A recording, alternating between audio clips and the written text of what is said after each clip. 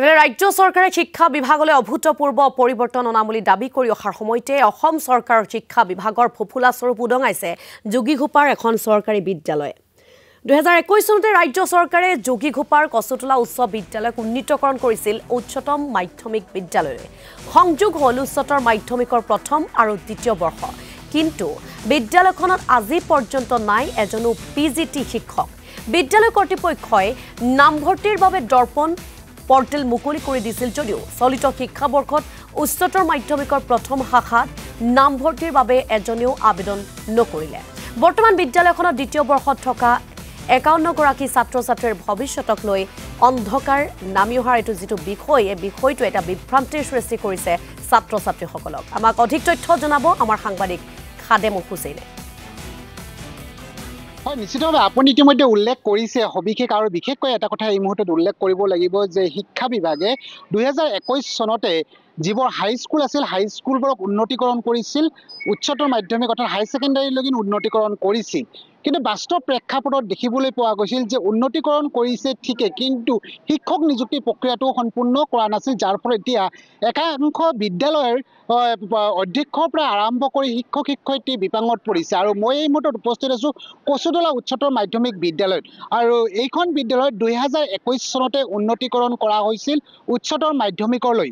আৰু তেতিয়া এইখন বিদ্যালয়ত যিবোৰ হাইস্কুলৰ পৰ্যায়ত যিবোৰ শিক্ষক আছিল, যিবোৰ শিক্ষকৰ স্নাতকোত্তৰ ডিগ্ৰী আছিল অৰ্থাৎ মাষ্টাৰ ডিগ্ৰী আছিল, আৰু সেই মাষ্টাৰ ডিগ্ৰী থকা হেতুকে বিদ্যালয়খন আৰম্ভ কৰিছিল। কিন্তু পিছলৈ সেই শিক্ষকবোৰ বিভিন্ন বিদ্যালয়ৰ বদলীকৰণ আৰু লগতে ৰিটায়াৰমেণ্ট হ'ল। তাৰ পিছত কিন্তু আজিৰ তাৰিখত এই বিদ্যালয়খনত কিন্তু উচ্চতৰ মাধ্যমিকৰ শাখাত কিন্তু এগৰাকীও শিক্ষক শিক্ষয়িত্ৰী নাই, যাৰ ফলত কিন্তু এই বৃহত্তৰ অঞ্চলৰ ছাত্ৰ ছাত্ৰী কিন্তু নামভৰ্তিৰ পৰা বঞ্চিত হ'বলগীয়া হ'ল, অৰ্থাৎ ছাত্ৰ ছাত্ৰী নামভৰ্তিকৰণ নকৰিলে। আৰু এই মুহূৰ্ততো হাই ছেকেণ্ডাৰী দ্বিতীয় যিটো ছেকেণ্ড ইয়াৰ দ্বিতীয় বৰ্ষৰ 51 গৰাকীকৈ ছাত্ৰ ছাত্ৰী কিন্তু আজি বিদ্যালয়ত উপস্থিত থাকি হোৱা নাই। একমাত্ৰ কাৰণটো হৈছে শিক্ষক শিক্ষয়িত্ৰীৰ অভাৱ। বিদ্যালয়লৈ আহে পাঠদান নোহোৱাকৈ উভতি যাবলগীয়া হৈছে। অধ্যক্ষগৰাকী মোৰ সৈতে এই মুহূৰ্তত আছে, মই অধ্যক্ষগৰাকীৰ পৰা জানিব বিচাৰিছোঁ আপোনালোকৰ বিদ্যালয়খন হাইস্কুলৰ পৰা হাই ছেকেণ্ডাৰী উচ্চতৰ মাধ্যমিক শাখালৈ উন্নতিকৰণ কৰা হৈছিল, কিমান চনত হ'ল, শিক্ষক কেনেকুৱা ধৰণৰ আছিল, কি ক'ব এই মুহূৰ্তত?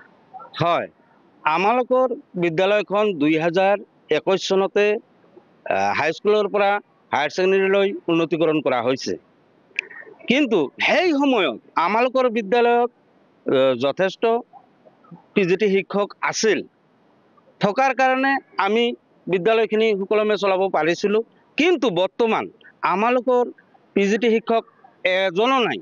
এজনো নথকাৰ ফলত আমি বিদ্যালয়খন চলোৱাত অলপ অসুবিধা হৈছে। এতিয়া আমাৰ উচ্চতম কৰ্তৃপক্ষক আমি জনাওঁ যাতে আমালোকক পিজিটি শিক্ষক দিয়ে আমি যাতে ভালকৈ চলাব পাৰোঁ স্কুল। এইবুলি প্ৰথম বৰ্ষেই যিটো হাইস্কুল শিক্ষান্ত পৰীক্ষাৰ ফলাফল ঘোষণা হ'ল, নামভৰ্তিকৰণ প্ৰক্ৰিয়াটো অন্ত পৰিছে। এই আপোনালোকৰ বিদ্যালয়ত নামভৰ্তিকৰণ কৰিবৰ কাৰণে ছাত্ৰ ছাত্ৰী নাহিলে। এই বৃহত্তৰ অঞ্চল ইপিনে যদি চাওঁ আপুনি ধুবুৰী জিলাৰ চাপৰ পাম, আনপিনে গ'লে চৰণটা পৰা দীৰ্ঘ এটা 8-10 কিলোমিটাৰ দূৰত্বত আন এখন বিদ্যালয় অৱস্থিত, কি ক'ব? হয়, এই বৃহত্তৰ অঞ্চলত আমালোকৰ কোনো হায়াৰ ছেকেণ্ডেৰী নাই, যাৰ কাৰণে সকলো ল'ৰা ছোৱালীয়ে ইয়াতেই এডমিশ্যন হ'বলৈ আহে। কিন্তু দুখৰ বিষয় আমি শিক্ষক নথকাৰ কাৰণে এই বছৰ আমি এডমিশ্যন ল'ব পৰা নাই, যিহেতু আমালোকৰ শিক্ষক নাই। সেইকাৰণে এইবাৰ আমি ফাৰ্ষ্ট ইয়াৰত এডমিশ্যন লোৱা নাই। কিন্তু ছেকেণ্ড ইয়াৰত এতিয়াও আমালোকৰ 51 ছাত্ৰ আছে, তেওঁলোকে আহে, কেতিয়াবা এটেণ্ডেঞ্চ দিয়ে, গুচি যায়, আৰু 2-4জনে এই শিক্ষকৰ দ্বাৰাই আমি ক্লাছ কৰি লওঁ। এই ছাত্ৰ ছাত্ৰীৰ ভৱিষ্যত অন্ধকাৰ, নিশ্চয় তেওঁলোকৰ ভৱিষ্যত অন্ধকাৰৰ ফালেই গৈছে। সেয়েহে আমি কৰজোৰে অনুৰোধ জনাইছোঁ তেওঁলোকৰ ভৱিষ্যত জীৱন যাতে উজ্জ্বল হয় তাৰে ব্যৱস্থা যাতে কৰে। সভাপতিগৰাকী আছে, মই আপোনাৰ পৰাও জানিব বিচাৰিছোঁ বৃহত্তৰ এই অঞ্চলৰ একমাত্ৰ এখন শিক্ষানুষ্ঠান, যিখন শিক্ষানুষ্ঠানৰ ইয়াৰ নাতি দূৰত ক'ৰবাত 10 কিলোমিটাৰ দূৰত্বত অৱস্থিত, যিহেতু গ্ৰাম্য অঞ্চল, দুখীয়া দৰিদ্ৰ লোক ইয়াত বসবাস কৰে, কি ধৰণে ছাত্ৰ ছাত্ৰীসকলে ভৱিষ্যত অন্ধকাৰ দিশে আগবাঢ়িছে, কি ক'ব? হয়, এইটো নিশ্চয়কৈ।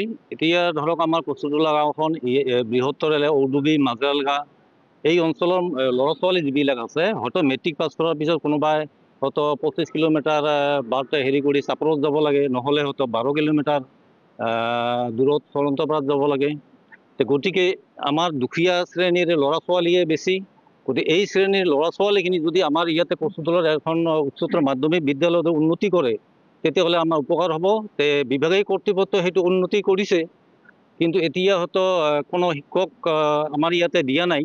আমাৰ যিখিনি হয়তো শিক্ষক আছে ইয়াতে কি এই হয়তো MA পাছো আছে, BA পাছো আছে, সেইখিনি দি আমি হয়তো কাম চলাই আছোঁ।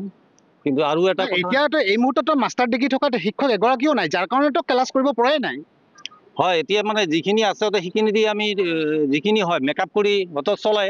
ল'ৰা ছোৱালীবিলাকে হয়তো মানে সিহঁতে ভালকৈ হয়তো মানে সিহঁতে বুজি লৈছে যে হয়তো আমি হয়তো এইখন স্কুলত থাকিলে আমাৰ জীৱন ধ্বংস হ'ব।